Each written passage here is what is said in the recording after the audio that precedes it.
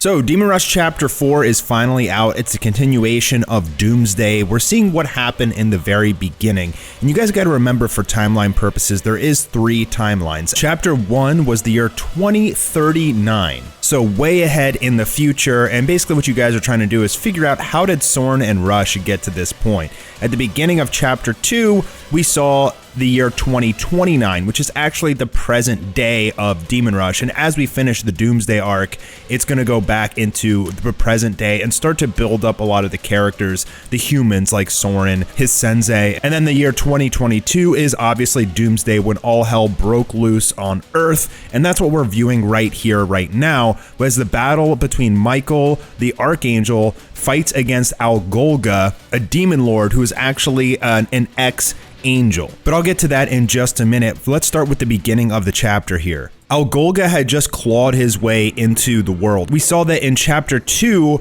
a bunch of demons had started pouring out of these portals, this dark portal, this gate to hell that had opened on Earth. And then after Michael used a crazy ability to basically vaporize all of them, this insanely large demon Algolga comes through, and now they're going to face off. So Michael says, "By God's will, you will go no further." And that's when Algolga speaks, and he says, "God's will, you and I both know that God does not speak." So that's a little bit of foreshadowing for the future. Obviously, I don't want to spoil that for you guys, but also we're seeing that later on in the chapter as they clash here, that Algolga used to be an angel named Raziel. So he must know things that Michael also knows, that God is not speaking to them. Why isn't God speaking? Why is Michael fighting alone here? Those are questions that are going to have to be answered later on in the series. As they clash, it just basically blows up like a huge chunk of the city, and you're seeing 2 insanely large titans battling each other. As they clash, it just blows chunks of the city, and Michael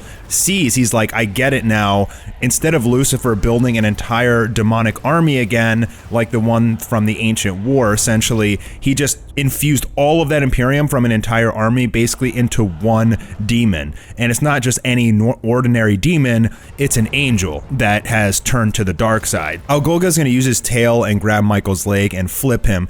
And just for explanation purposes, if you guys don't know what Imperium is, it's basically like the key or the chakra of Demon Rush, except this is more like soul energy is basically what it is, soul power. So Lucifer has infused all of this soul powers over the last 4,000 years. Like basically every dead human soul that has went to hell, he's been able to just infuse that power into Algolga to create this monstrosity that's able to battle even an archangel. Lucifer is also one of the 4 archangels, by the way. As Michael's face is being crushed by one of the claws of Algolga pinned to the ground, he looks up and he recognizes where that Imperium signature came from, what it actually is. He can tell that there is an angel's Imperium signature in this beast, which is Raziel. And he says that we thought you fell during the ancient war, but it turns out you just went to the dark side. This is blasphemy. Algolga says that by going over to evil, he was granted freedom. Michael saying, basically, you're an idiot, you're a puppet and a fool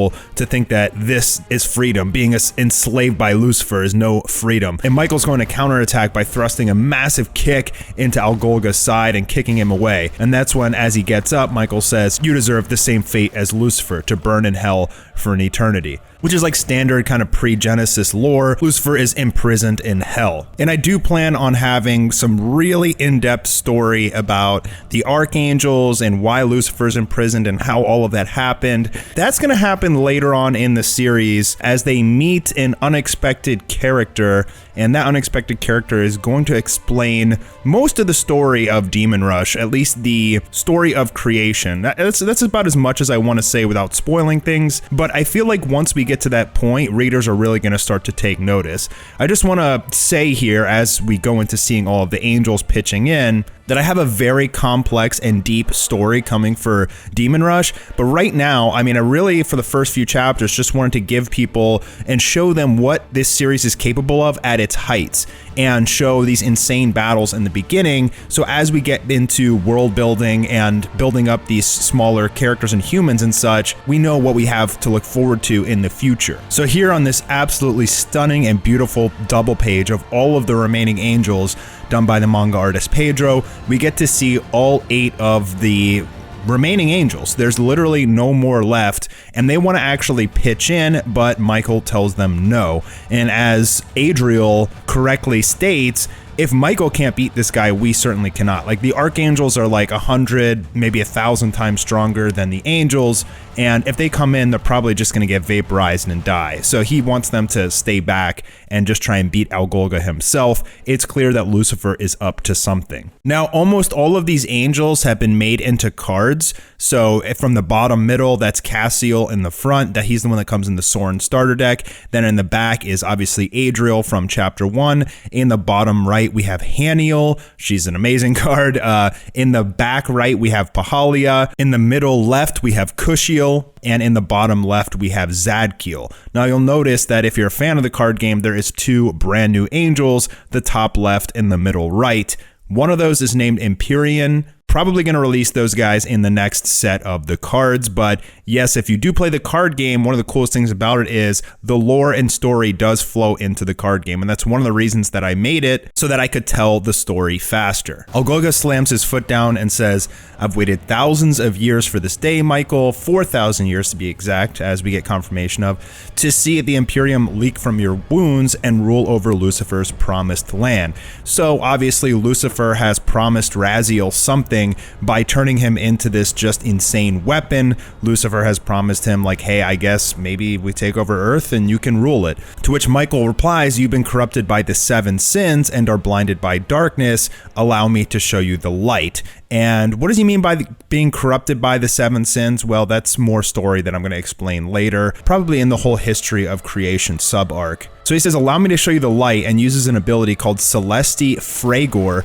And that's when this just like portal, this ring in the sky opens up, and this insanely giant lightning blast comes down and shocks the living crap out of Algolga, to which he screams in pain.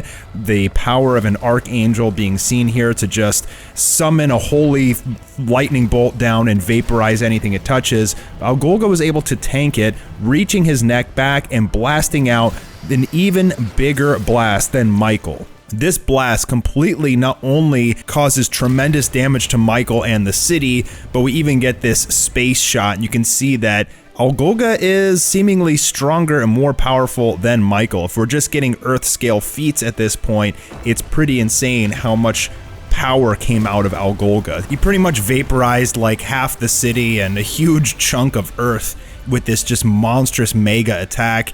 It was clear that he was just waiting for the right opportunity to use this attack and blow Michael away. Now, at the end of the chapter, we kind of see Michael in some smoke, and we're not sure if he's defeated, if he's going to get back up and keep fighting. But it's not looking too good for Michael at this point. Lucifer definitely surprised him by, instead of bringing an army which Michael could just vaporize, as we saw from chapter 2, this time creating just a super weapon that could battle an archangel. In the final panel that we have, we see a hand sticking out of some rocks. Who is that? Is it Soren? Is it Rush? Is it Amelia? It's just some random person. Is Soren dead? Should be asking yourself all of these questions. Volume 2 will be ending in the next chapter, and we're almost there.